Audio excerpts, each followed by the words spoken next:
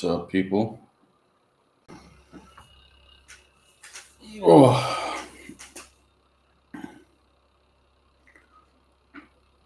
just decided to do a little live before I get another video uploaded.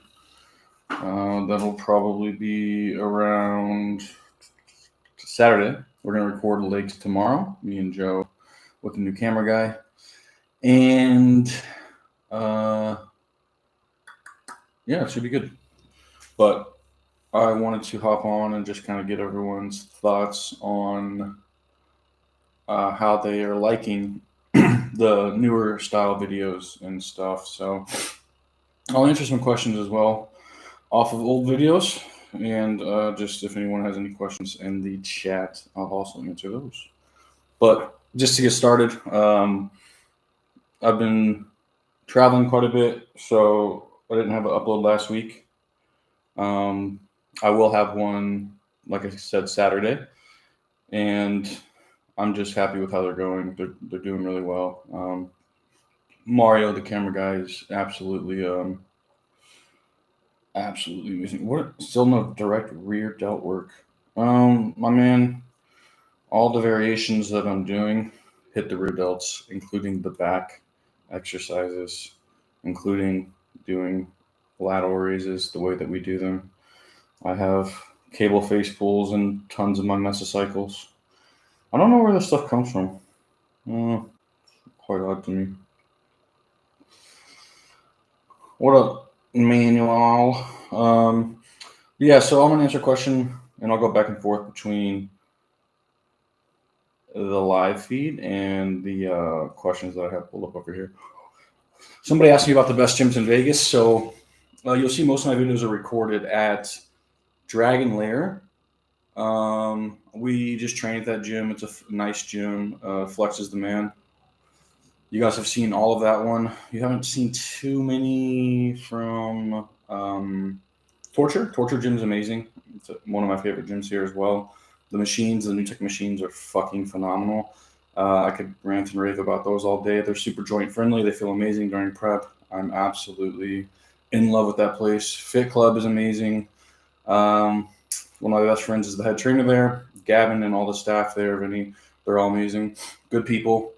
It's got a cool little lighting setup. A lot of people find it fun, like pink accent lights and stuff. It's an interesting place to visit. And Elevation, all the Elevation EOSs, Kilo Club's good. There are a ton of gyms in Vegas. Don't mean to exclude any, but it's like even some that just open up on the Strip. I can't remember what the name of that one is, but it's like a barbell club that open on the Strip. It's beautiful too. Vegas is where it's at for bodybuilding, fitness, things like that. It's the new mecca by a long shot. So those are places you should definitely visit whenever you come out here. I think you guys will really enjoy those. Any plans to compete in the near future? Yes, I have been basically like quote unquote silent prepping. I'm just getting lean enough to pick a show. I'm not picking a show until I have glute striations, but I have a couple in mind now that I'm getting close. But the only way I'll get on stage this year is if I am inside out peeled to the bone. Otherwise, it's just not happening. I'm still above the weight cap by a little bit. If I have a good 10 pounds to pull off of body fat, I'll be right around the cap, which would be fucking perfect. But yeah, I'm like leanish. You can't tell in this like soft lighting, but like, you know, in the videos you guys can kind of tell. You know, tricep striations are coming in, glute striations are coming in a little bit, but it's not shredded. It's just lean, if you ask me. So we'll pick a show soon, and you guys will be the first to know. Those sort of higher frequencies like that for the last 12 to 15 years, and that includes my natural bodybuilding. It's funny, I get on this all the time, but natural bodybuilding and enhanced bodybuilding are the fucking same. People who are like, man, he's gotta lift heavy though, bro. You guys have no fucking idea what you're talking about. You're not physiologists. You are not any colleague of mine. I don't know who you are. Natural bodybuilders do not have to just focus on the load and try to push as much weight as possible. Either it's the exact same thing as in training as enhanced. Use a principled approach, use higher frequencies, train the muscle when it's ready to be trained again, focus on progressively overloading via specific metrics, not just the weight on the bar. And you will see tons and tons of muscle growth. Me, 30 plus of the people I've turned pro, natural bodybuilding federations, we generally are the ones stepping on stage with the most muscle. So it's all about intensity and not volume. I'm blasting these motherfuckers with volume. Doug Miller blasting himself with volume. You guys are losing the debate, anecdotally. And honestly, you're losing it as well in the literature. So don't know where that shit comes from. Should I still pause, slow down at the stretch position of the machine if there's little to no tension there? Yes, just do your best. Maybe pick a new machine. Honestly, I would not use machines that don't have a lot of tension at the deepest stretch position. Like, for example, the Cybex leg press that everybody loves. They love it because it's super hard at the top range, and there's nothing at the fucking bottom range, so you can just zig in and out of that position. So that weird swivel leg press that people use, the Cybex one that you see. Justin Shire puts it in a lot of his videos. Not shitting on Justin, it's just that's probably the leg press he has. But if you guys go see that, I fucking hate that machine. I hate the hip press. It's the same way. Still obviously use that position. The weight down there, you might even have to milk that part even a little more and hold that deep stretch even more. That's going to make the top range hard as fuck. But the top range is already the hardest part of that exercise anyway, so good luck. I would just pick a new leg press or pick a new machine, whatever it is that you're asking me for. Do I have a water load cut to make Deer Classic? Yes, I have many times, and probably 3 out of the 5 times I've done it, I look like shit. But I have to do it. And it sucks because they don't really take us into consideration. They'll show up late to the weigh-ins. They'll give us 12 hours from weigh-in time to show day time, and that's all we got to rehydrate, replete, and fill out. I had to cut 10 pounds last year at New Mexico. I looked like complete garbage. I lost my glute striations. Like I was in shape. I was in shape. And then people commenting on like videos and shit are like, "Oh, he just needed to get leaner." It's like, go look at my pictures from 2 weeks ago, man. It makes the muscle flat and stringy looking, and it's really hard to fill back out. I'm much better at doing it for my clients than myself because I'll test shit on myself and things like that. But this year, hopefully getting super fucking lean. I'm right around the cap, so I don't got to do much manipulation. That would be best case scenario for me, I think. I'm highly recommended a home gym in addition to adjustable dumbbells, adjustable bench and barbell, and free weights. I think a Smith machine's amazing, and if you can get one that has a cable system attached to it, that would be a really good thing for you. And then like the leg machine, leg presses are really good. There's a leg press hack squat combo machine that's actually not that much space. It doesn't take that much space. I bought one for a gym back in the day when I managed a facility at the university during my graduate studies. Just look up leg press hack squat combo, and it's not that big of a piece of machine, and it really wasn't that expensive either, if I recall correctly.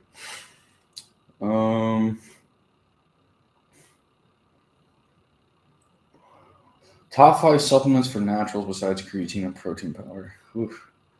I don't know what's still on the banned substance list, to be honest. That's tough to say. Whey protein, creatine monohydrate, casein protein. BCAAs are trash. Don't take those. Yohimbine, if it's not on the banned substance list, is a really good kind of fat loss supplement for people. It does help quite a bit. The L-carnitine stuff, what is injectable, I have no idea what the regulations are there anymore. I don't put my clients that are natural on that stuff, so I don't really fuck with it too much. I'm trying to think, man. Anything else? Anything that's going to help you sleep better. Any sleep stack supplement that will help you sleep better is going to be really something to invest in, especially deep enough prep when sleep starts to go to shit. So I watch you at 240p instead of 1080p, so I don't have to be jealous of your definition. I feel like the shittier kind of like, so like when people say bodybuilding back in the day was better, it's because you're watching a video at 720p and it's grainy and it looks like there's a filter on it, and they were not nearly as lean, not nearly as big. They weren't better than the guys nowadays. If you put a 720p on any video, it's like that guy looks way more shredded than he actually is. So, what percentage of your protein intake comes from high quality sources? Most of it. I don't even. The way I prep myself and other people is I make sure that it's like, for me, 5 to 6 ounces of lean meat per meal. It's not just like saying 30 grams of protein in this meal, because that could come from, if you're eating a high protein flour wheat tortilla, then you're getting like 15 grams of protein. That's not even a whole source. So it's like, I prep people a little different than others. These questions are really good, guys. They keep popping through. I'm just going to keep going down this list. Is working out 2 days a week but doing 10 to 20 sets from muscle group optimal? No, it's not optimal. You're working out twice a week. It's a fine way to do it if you can only train twice a week, though. It's definitely fine. And good luck, getting into a position where it's not just junk volume. I would say maybe 15 sets per session, top end is best, and trying to find a way to split that amongst all the muscles is going to be even better. Both days should probably be full body, but none of it's going to be optimal. You're going to run into a scenario where that session's dragging on for like 3 hours and you're just kind of like hitting the muscle hardly at the very end.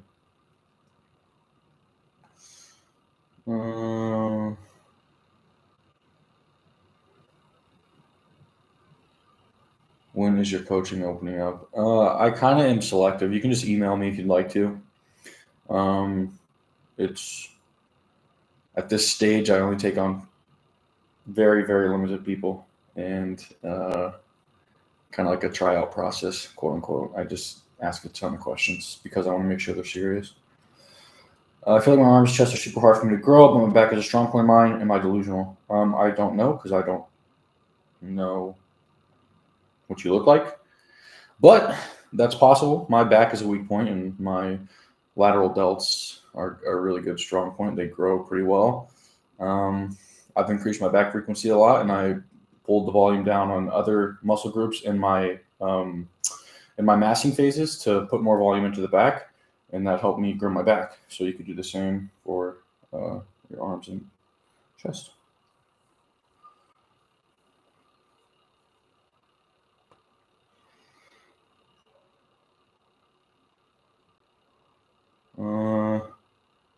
Would you consider what would I consider a good squat to be in a commercial gym?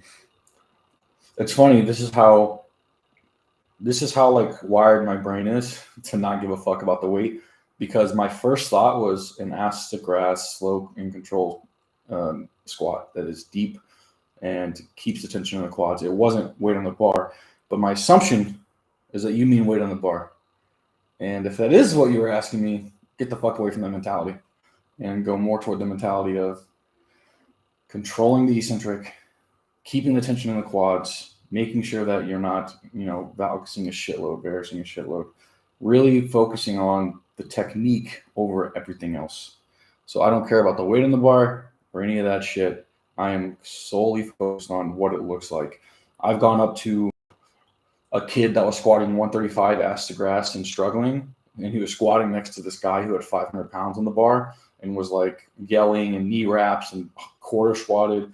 And I went up to the kid I kind of did it like condescendingly, like a dick. I should be more nice.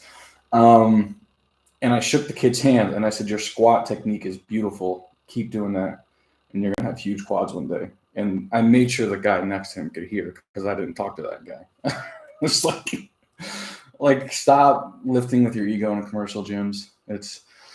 Don't be the guy that's yelling and wrapping your knees and half squatting 500 pounds. Like, it's silly as fuck, dude.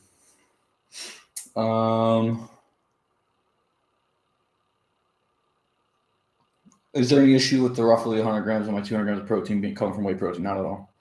Not at all. Some people build up intolerances to whey protein after a while, but that can go for any food honestly, people develop allergies over time. So just be mindful if you're starting to get like the shits a lot and stuff like that.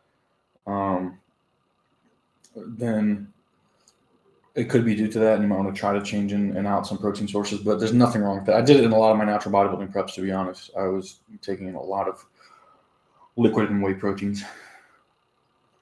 Guys, I'm going to cut this off probably at 18 to 20 minutes, just because I was just getting on here because I haven't had a video upload, and I wanted to make sure that you guys could ask me questions before I get this next upload out.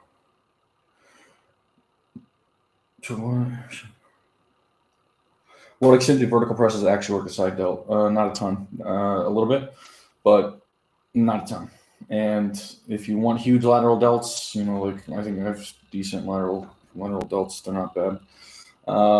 Increase the frequency at which you are training them, and you will get huge side delts. And it should be side delt work, direct side delt work.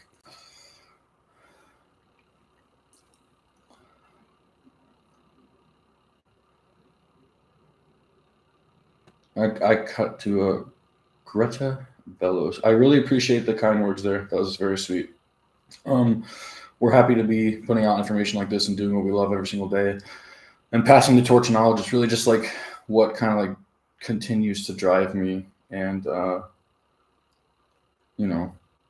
honestly, it's kind of a gift to be able to do this stuff and teach people about the thing that I stumbled upon and found a love for myself.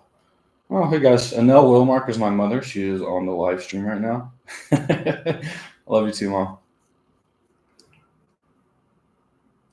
Should I cut volume on my quads to add 3 more sets? I think you asked the chest and arm question. That wouldn't be a bad idea. My mom's chatting with y'all now.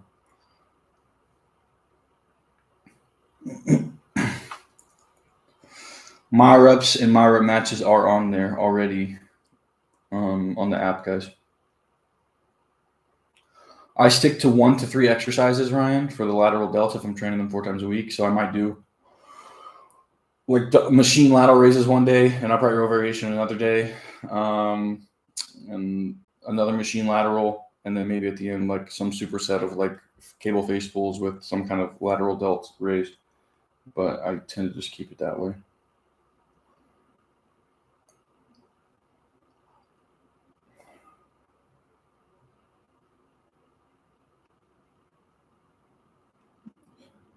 Caleb, you're in Michigan now? You shoot me a text, Caleb. I'm going to answer a couple more, guys.